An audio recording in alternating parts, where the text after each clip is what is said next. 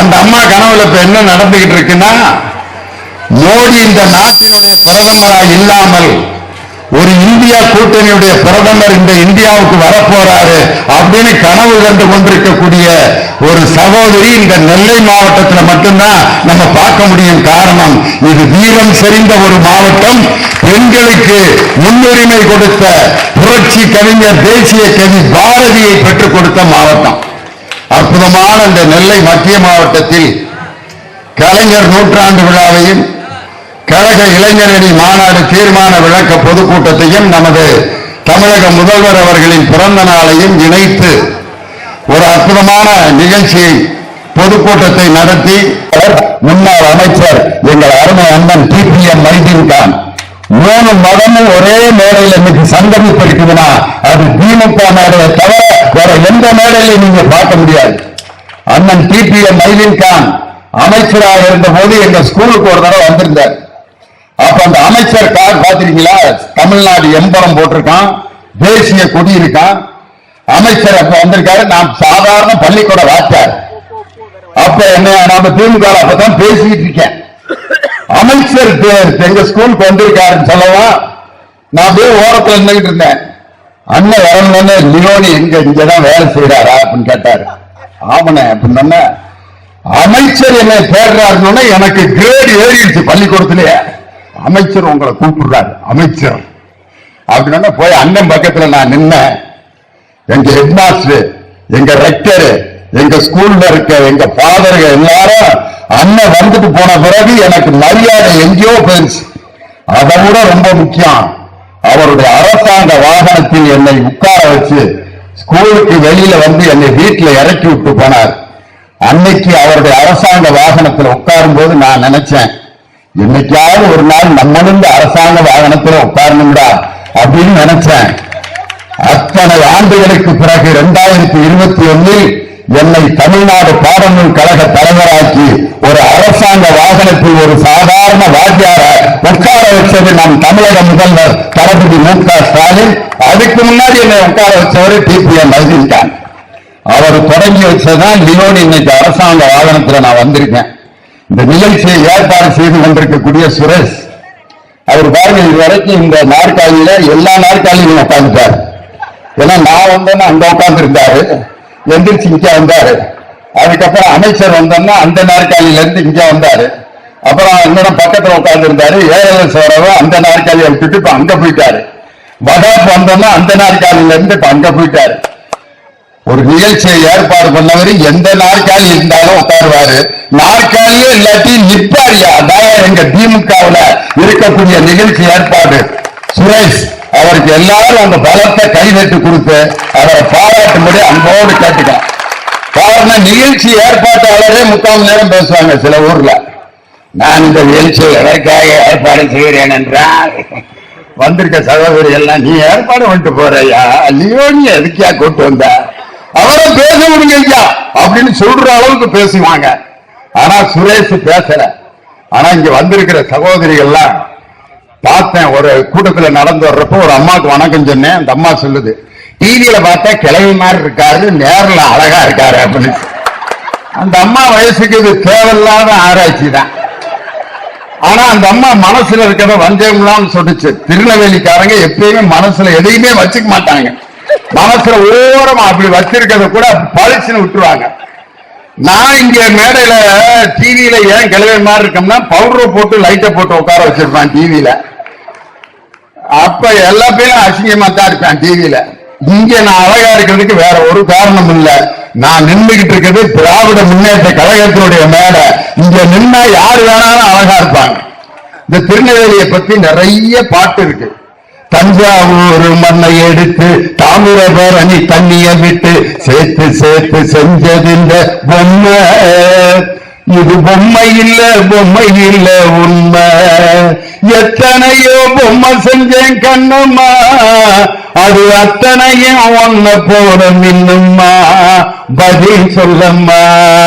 தந்தானே தந்தானே தந்தான குயிலே சாமி, தந்தானே தந்தானே என்னோட மயிலே.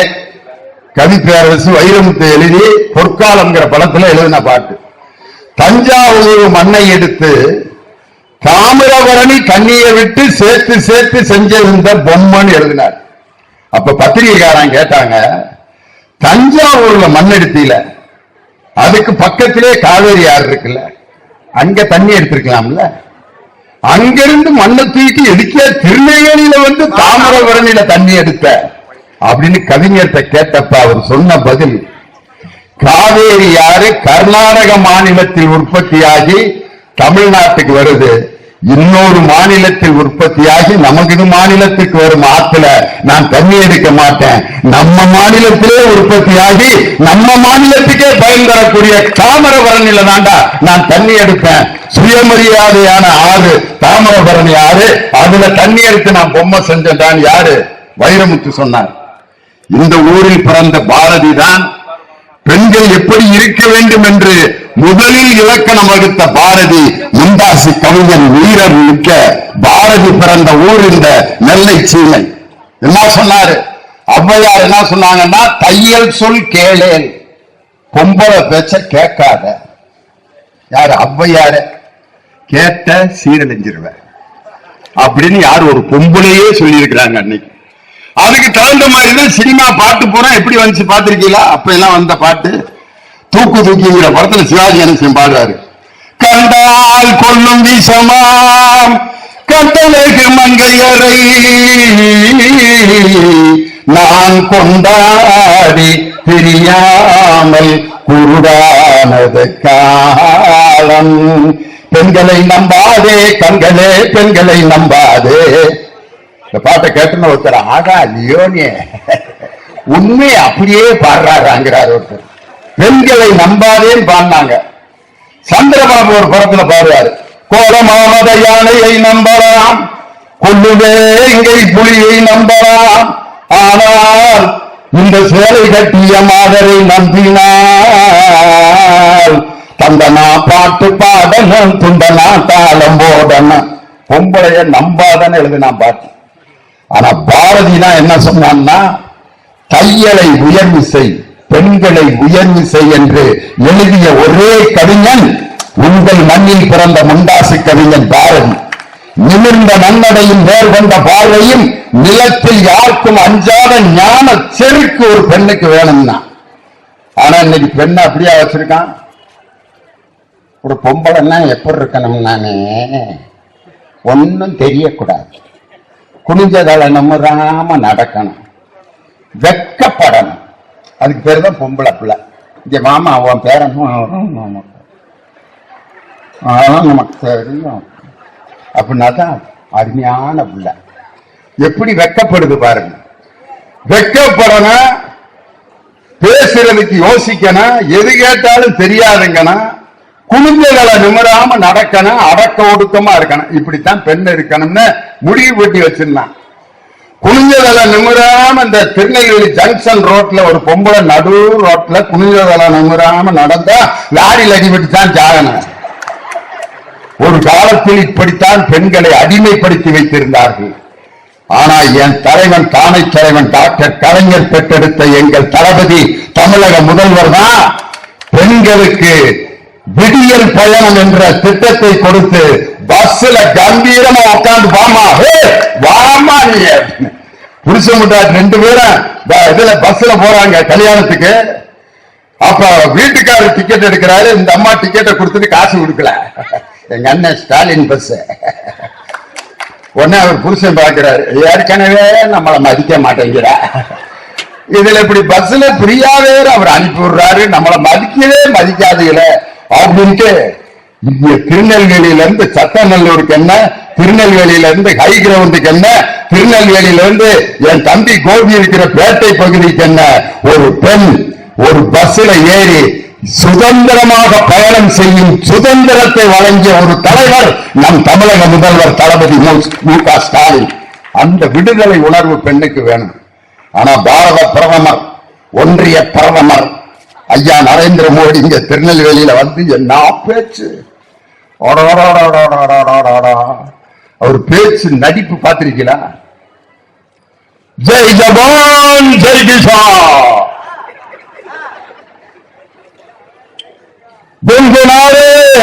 बमरे दिल रही है गली गली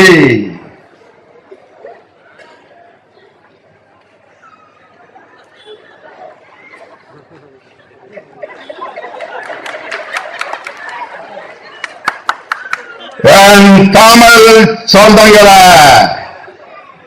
திடீர்னு தமிழ் சொந்தங்களாம் நம்மெல்லாம் 10 வருஷம் கழிச்சு வெள்ளத்துல கிடந்து கஞ்சி இல்லாம தண்ணி இல்லாம பேசுறதுக்கு குடிக்கிறதுக்கு ஒரு சாப்பாடு இல்லாம பட்னியா கொலபட்னியா கிடந்தா உயிரோட இருப்பமாங்கிற நம்பிக்கை இழந்திருந்தப்ப எங்க போனார் இந்த நரேந்திர மோடி? இங்க வந்து தமிழ் சொந்தங்களா அப்படின்னு கும்பிடு. ஆனா யார வேணாலும் நம்பலாம்யா. இந்த கூல கும்பிடு போடுறாங்க பத்தியா, அவன் எந்த நேரம் வேணாலும் விஷம் வச்சு கொண்டு விடுவாங்க நம்மள. ஒரு ஃப்ரெண்ட பாக்குறீங்க, நான் அவள நல்லா இருக்கா? நல்லா இருக்குண்டா. நீ எப்படி இருக்கா? வீட்டுக்காரமா நல்லா இருக்கா? இருக்கேன். வா காப்பி குடிப்பான். குடிப்பான். காப்பிய கூட அப்படி கோபமா வாங்கி கொடுப்பேன். குடி. அவனை நம்பலாம். இன்னும் சில பேர் வாமாப்ல காப்பி குடிப்பான். ரொம்ப நாள் ஆச்சு உன்னைய பார்த்து. ஆமாப்ல நீ காசு கொடுக்குறியா நான் காசு கொடுக்குறேன். 2 பேர்த்துக்கிட்டே இல்லடா, யாராவது ஒருத்தர் மேட்டரை கவர் பண்ணுவான்ட்டு 3வது அளவு ஒருத்தன் வருவேன். வாங்கலாம்ல காசு குடிங்க. இன்னைக்கு 2 பேர்த்துக்கிட்ட காசு இல்ல, அவனை ஆசை பண்ணி 3 பேரும் சேர்ந்து குடிப்பாங்க. அவன்கிட்ட காசு வாங்கி போடுறான். இது நடக்கிற விஷயம். யார நம்ப கூடாது தெரியுமா? வாங்க மாப்பிள்ள நல்லா இருக்கீங்களா? உங்களை பார்த்து எவ்வளவு நாளாச்சு தெரியுமா? உங்க நினைப்பாவே நான் இருக்கேன் அப்படின்னா பின்னால மூட்டை பூச்சி மருந்த கலக்கிட்டு இருக்கான அர்த்தம். தீயில ஊத்தி கொலை பண்றதுக்கு. ஒன்றிய பிரதமர் நரேந்திர மோடியோட நாடகம் எங்கள் தமிழ்நாட்டில் மட்டுமல்ல இந்தியாவிலே இனிமேல் எடுபடாதியா. இன்னைக்கு நான் சொல்றேன், அவர் ஒன்றிய பிரதமர் வெள்ளத்துல பாதிக்கப்பட்ட நேரத்துல வராம அவ்வளவு நாள் கழிச்சு திருநெல்வேலிக்கும் தூத்துக்குடிக்கும் ராமநாதபுரத்துக்கும் போய் ராமேஸ்வரத்துல போய் 22 தீர்த்தத்துல தண்ணியை கொண்டு தலையில ஊத்திக்கிட்டு இருக்காரு. தீர்த்தா அக்னி தீர்த்தா அந்த தீர்த்தா தீர்த்தா போ தீர்த்தா பாய். அப்ப ஜனங்க பாக்குறாங்க, எங்க தலையில தண்ணி விழுந்து நாங்க பாடா பட்டுக்கிட்டு இருக்கப்ப நீங்க வராம ஓம்பரையில தண்ணி ஊத்தி அநியாயம் அப்படின்னு கேட்டாங்க. இது எப்படி இருக்குன்னா, எந்த ஒரு உதவி செஞ்சாலும் நேரங்காலத்தோட செஞ்சாதான் அந்த உதவிக்கு மரியாதை. திருநெல்வேலியில இருந்து ஒருத்தர் பஸ் எடுத்துட்டு போறாரு, ஒரு டிரைவர். இங்க ஒரு டிரைவர் இருந்தாரு, போக்குவரத்து கழகத்துக்காரர். எங்க தம்பி அந்த போக்குவரத்து கழக தோமுசாக்காரரு. திருநெல்வேலியில இருந்து மதுரைக்கு பஸ் எடுத்துட்டு போறாரு. எல்லாம் காலையில எழுந்திரிச்சு உட்காந்து சாமி கும்பிட்டு, சாமி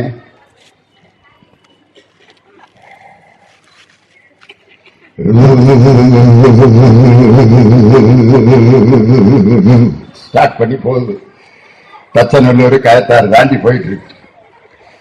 காலையில ஒருத்தன் நல்ல விபூதி அடிச்சுட்டு கோயில்பேட்டில் ஏறுறேன். டிரைவருன்னு இந்த சீட்ல உட்காரவா? எது டிரைவர் சீட்டுக்கு நேர் பக்கத்து சீட்ல உட்காந்து டிரைவர் அப்படியே பார்த்துக்கிட்டே இருக்கேன். கோயில்பட்டி தாண்டி போகுது. ஒரு கேள்வி கேட்டான் பாருங்க, கோயில்பட்டி தாண்டணும்னு. போயிரும்ல அப்படின்னா, போறதுக்கு தாண்டா ஓட்டிக்கிட்டு இருக்கேன். நீ என்னடா இப்படி கேட்கிற? அண்ணே நீ ஓட்டுறத பார்த்தா சாத்தூர்லயே மோதிருவ போல தெரியுது அப்படின்னா. டேய் நான் நல்லா தாண்டா. இல்லன்னு இதே மாதிரிதான் ஒரு டிரைவர் முந்தா நாள் ஓட்டினாரு. சாத்தூர் தாண்டி விருதுநகருக்கு இடையில மோதினார் பாருங்க. 6 பேர் ஸ்பாட் அவுட்.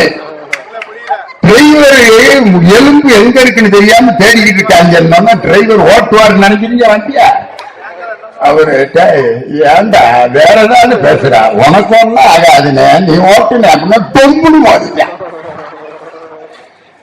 நல்ல வார்த்தையை பேசணும்யா. நேரங்காலத்தோட உதவி செய்யணும். இன்னொருத்தன் சாத்தூர்ல ஏறினான்.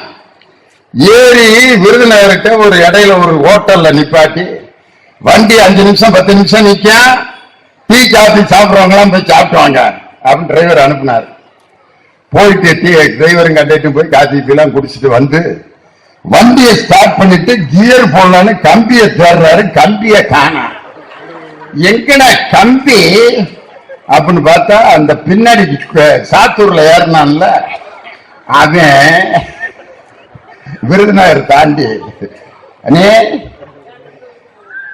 நானு நீங்க கோயில்பட்டியில இருந்து பார்த்தேன் அந்த கம்பியை புடுங்கிறதுக்கு பாடா பட்டங்க மேல இழுத்தீங்க கீழே இழுத்தீங்க இங்கிட்டு இழுத்தீங்க இங்கிட்டு இழுத்தீங்க புடுங்க முடியாம பாடா பட்டங்க நான் நீங்க டீ குடிக்கிற கேப்ல புடுங்கி வச்சிருக்கேன்ட்டு துண்டுல சுத்தி வச்சிருக்கேன் இந்த வண்டி போகுமா இதுக்கு பேராடா உதவி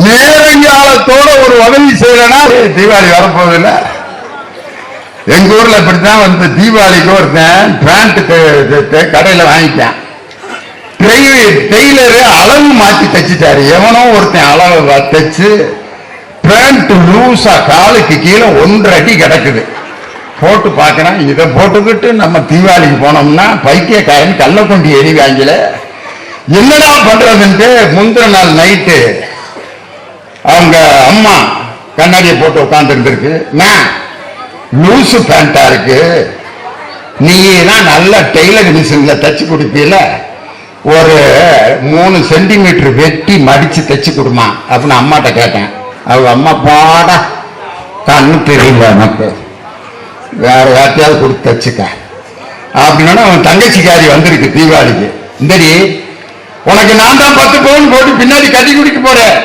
இந்த பேண்ட்டை கொஞ்சம் வெட்டி தச்சு தெரியா அப்படின்னா போறேன் எனக்கு நிறைய வேலை இருக்கு ஃப்ரெண்டுகளோட நான் இப்பதான் வாட்ஸ்அப்ல இது மெசேஜ் போட்டுக்கிட்டு இருக்கேன் வீட்டுக்காரமாக கூப்பிட்டுருக்கேன் இந்தடி தொட்டு தாலி கட்டினவன் இந்த லூசு பேண்ட்டை போட்டுக்கிட்டு நான் நாளைக்கு போனேன்னா லூசு பையன் எல்லாம் திட்டுவேன் வெட்டு அப்படின்னா அந்த அம்மா காலையில வெட்டி தரையா காலையில தான் தலை குளிச்சுட்டு பேண்ட் போடுவேன் அப்படின்ட்டு அந்த அம்மா போய் படுத்துக்கிடுச்சு கடைசிக்கு என்ன பண்ணா கத்திரிக்கோள் எடுத்து 3 சென்டிமீட்டர் வெட்டி மடிச்சு தைச்சு வச்சுட்டு படுத்துட்டேன் அவங்க அம்மா 12 மணிக்கு எந்திரிச்சு இருந்திருந்து மையம் கேட்டேன் இதை வெட்டி தச்சு வச்சிருந்தா என் புள்ள காலையில நல்லா போட்டு போவானேன்ட்டு அது ஒரு 3 சென்டிமீட்டர் பேண்ட்டை வெட்டி மடிச்சு தைச்சு வச்சுட்டு படுத்துருச்சு அவங்க தங்கச்சிக்காரி 2 மணிக்கு எந்திரிச்சு இருந்திருந்து நம்ம கூட பிறந்த அண்ணன் கேட்டாரு